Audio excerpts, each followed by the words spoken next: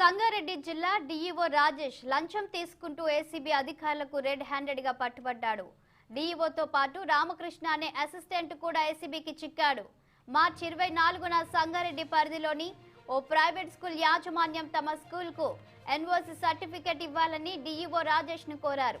అయితే ఎన్ఓసీ ఇవ్వడానికి ఒప్పుకున్న డీఈఓ లంచం డిమాండ్ చేశాడు. దీంతో బాధితులు సంగారెడ్డి ఏసీబీ అధికారులను సంప్రదించారు. అధికారుల సూచనల మేరకు బాధితులు శుక్రవారం డీఈఓ ఆఫీసులో 50,000 లంచం ఇస్తుండగా రాజేష్ ను ఏసీబీ అధికారులు పట్టుకున్నారు.